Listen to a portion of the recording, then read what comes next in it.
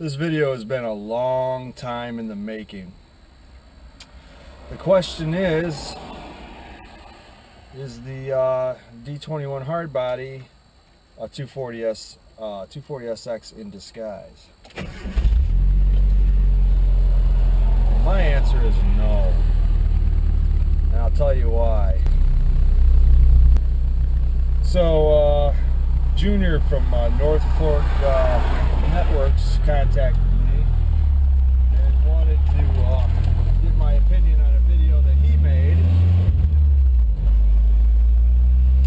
about a video that dude in blue made.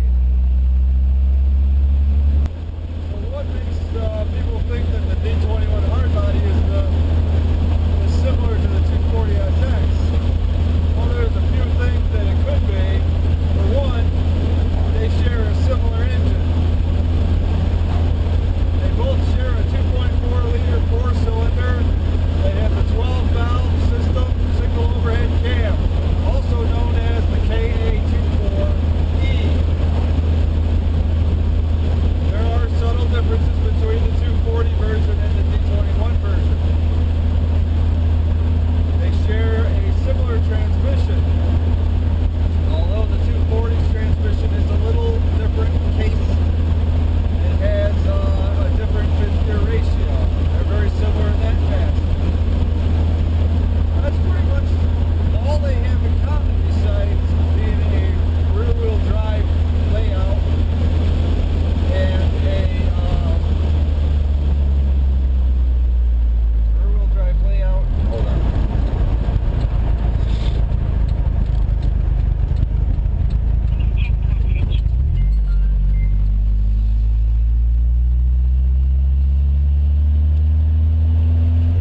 Sorry about that.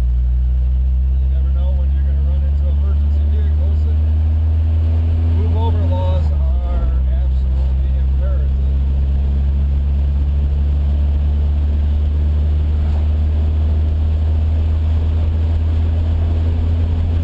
So, they share the same layout of being a front engine rear wheel drive.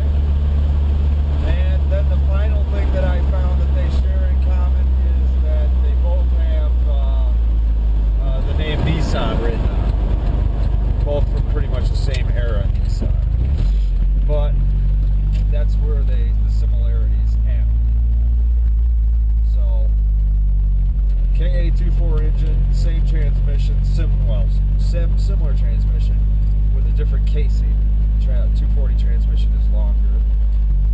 And the front wheel or forward engine rear drive layout, and the fact that it says Nissan on it, those are all the four things that I came up with that these trucks and those cars have in common.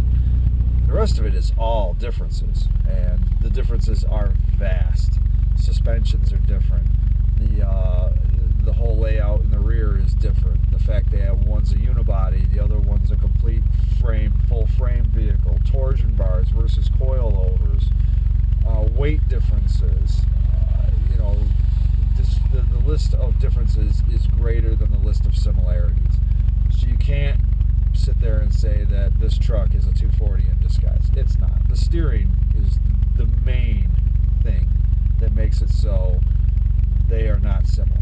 This being a recirculating ball, the 240SX being a racket pinion. The 240 is going to have the better handling right out of the box. In terms of weight, the 240 has the advantage. Independent rear suspension. This has a live axle with leaf springs.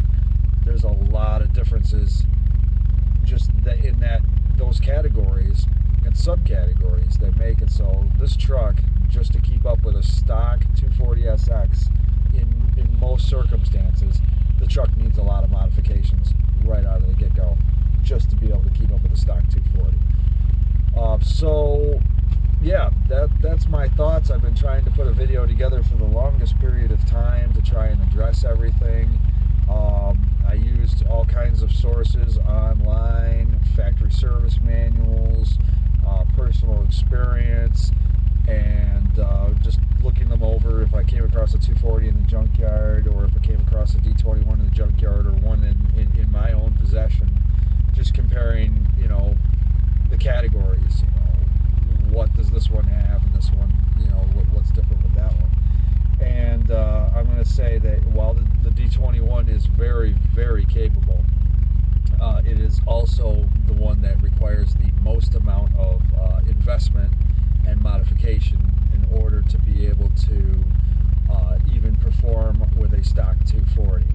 And most of the time you'll find that after all the modifications necessary to make this do what a 240 does, you're basically building the truck into a 240. So that would make it so my answer is no. The D21 is not a 240SX in disguise. The D21 is a truck, and that's all it is, and that's what's great about it. It's simple, it's easy to work on, easy to get parts for the most part, unless you're up in the Northeast. Seem to be a dying breed up here. And I think they are capable in their own right. I autocross them, I've seen them drift, I've seen them drag race. They seem to be able to fill multiple roles, but if you're a 240SX guy and you're looking for that 240SX and you can't find one, the truck is not going to give you what you think you're going to be getting. So yeah, I would just understand when you get into this that it is a truck, it is built to carry stuff, and that's about it. It's built to carry stuff, and that's what its main purpose was. They are modifiable, but you're going to be making a lot of changes in order to be able to do what a 240 does on the track. As always, I want to thank everybody for tuning in. The channel really has taken off incredibly. I'm glad everybody's enjoying what I'm doing with these trucks. I'm enjoying what I'm doing with these trucks. They just keep getting more and more fun as I fix problems. You know, everybody's giving me good positive feedback. I'm getting a lot of stuff. One thing I want to try is a question and answer session sometime in the near future. So if anybody has any questions that they would like me to address, I will just send me an email. You can send it to nissanrallycrosstruck@gmail.com.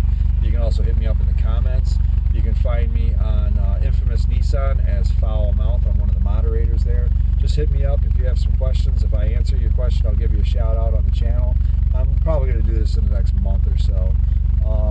Just trying to get everything done before the summer goes away, because we really didn't have much of a summer. So anyways, we're approaching some good numbers on subscribers and views, and I'm surprised. I'm shocked, and I'm very, very